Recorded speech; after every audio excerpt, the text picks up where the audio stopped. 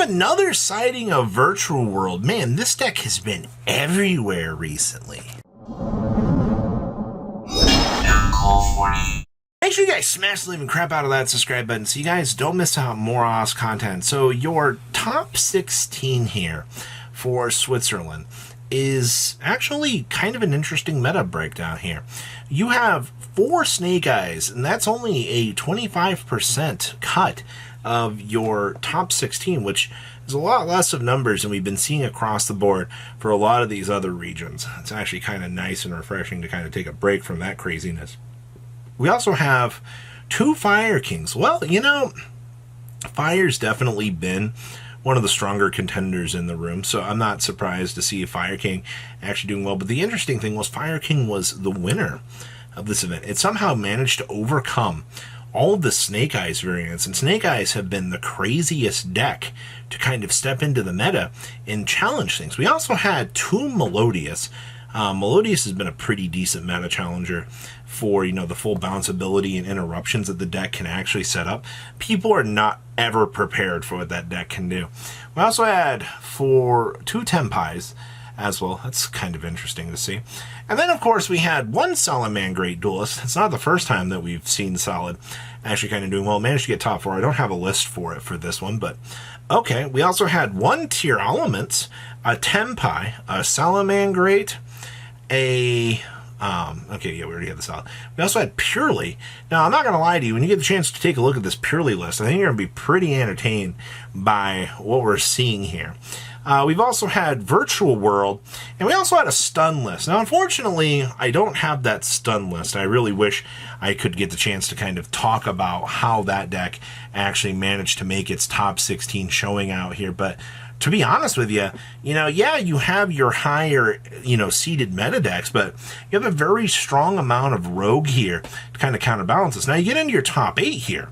You have 2 Fire King and 2 Snake Eyes actually battling it out with each other here, kind of as the standard challengers. Now, am I surprised to see that? No.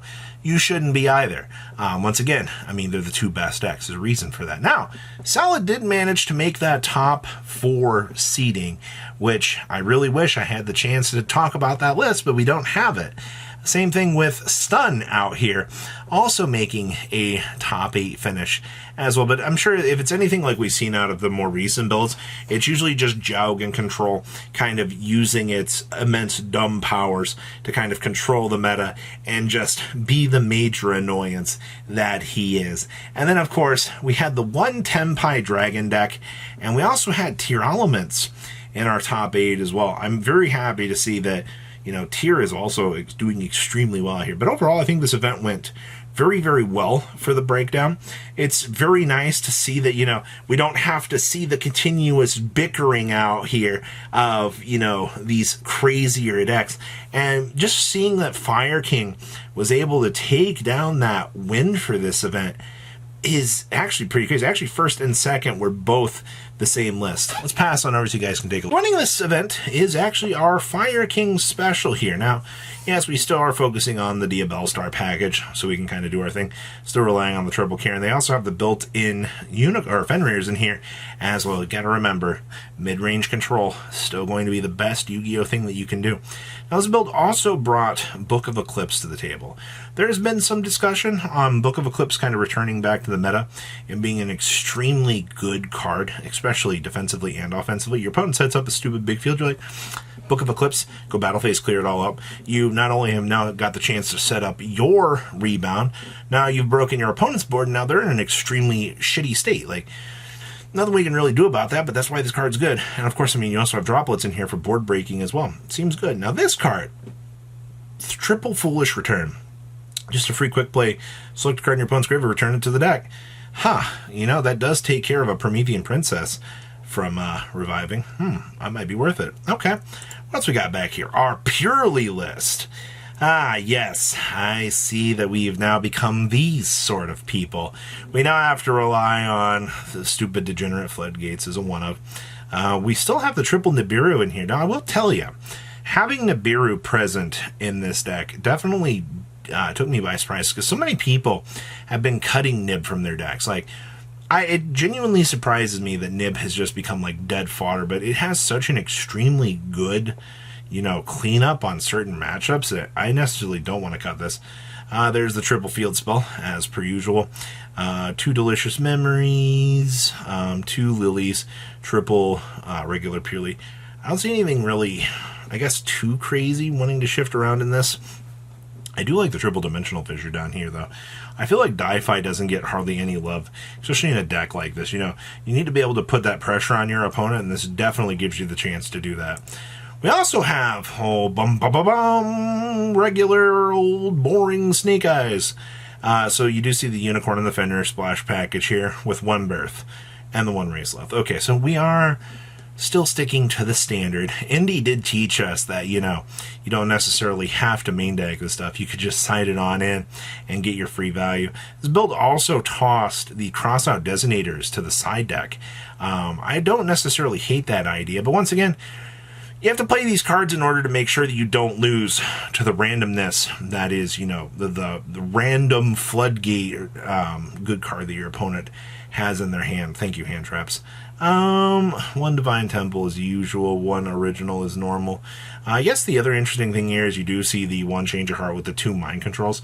I mean, hey, being able to steal your opponent's stuff and then start your own combo line is the reason why this stuff is very, very, very strong. All right, what else we got back here? Woo, more Snake Eyes. Oh, I'm so happy to see Snake Eyes today. /sarcasm. We also have the only 2 we were feeling dangerous today. Woo, 2 crossouts. Delicious. The double Mourner. Mourner has, I am telling you, Mourner with the Veiler. This card, just getting a free little burn damage on your opponent just ensures that you can OTK your opponent a lot easier. Still playing the triple Fenrir here. Oh wait, triple Fenrir? We're not doing the splash package of the 1 Unicorn, the 1 Fenrir, the 1 Birth. No, this duelist just thought that the triple Fenrir into the Fenrir was going to be enough. Also see we are citing this, and of course the triple copies of Skill Drain. Yeah, nothing's really changed too much in this. We're extremely set up here. Alright, yeah, this format is so boring. Thank you to the good people out here that still allow Skill Drain to be abused. Alright, what else we got? Woo, Tenpai OTK. Triple copies of Fenrir. I like this card in this deck a lot. I didn't realize how much I was going to like Fenrir in this, but being able to have this card be a toggle option so you can kind of do your thing is extremely good. Still doing the 1 Magna Hut in here. This build's only doing 2 droplets. I don't know if I necessarily like that. I think droplet's a card that you want to ensure that you can have for maximum value. I would want to push this as a larger amount here. This build is also side decking Shifter. Shifter and me I have a love-hate relationship with this card. I think it's good when it needs to be, but other times it's just really rough. We are playing the Koi Belt in here. We are not doing the Samurai Destroyer. We are doing the Doolittle Chimera. We are not doing the Zelantis or the big boy plays. We're just, you set this on up, I think you're good to go for what you need. And of course, the crossouts to make sure I don't die. And our last list here is Virtual World. Hey, look, another deck in the room that can play the big bad Skill Drain. Yeah, that's why you want to make sure you can actually have this card here. So it's the preventative measure to stop your opponent from just gassing you up and OTKing you into a wall. All right, and of course, all the VW stuff navigates underneath this card. I think it's one of the reasons why we've had this deck being an option to kind of come back into the meta is because I can abuse Skill Drain better than most other people can. Obviously, the Sinful Spoil stuff can send the stuff off with the Ash and be able to get out, their stepping stone so they continue to play the game. That's why Skill Drain probably is something that should probably go. I also see that we also have the Triple Desires in here. Yeah, this deck wants to fish for those resources and try to get those pluses as quickly as it possibly can. Normally, I mean, this seems like a pretty good strategy to still maintain. So that is everything that we have out of the Switzerland Nationals. I'm very happy to still see, on the back end of this, especially as we're heading on in to the future here, what more we can come up with. So please, leave a comment down below. Tell me what you guys think, and I will see your beautiful faces back here later in the day, guys. Peace. patrons. Thank you.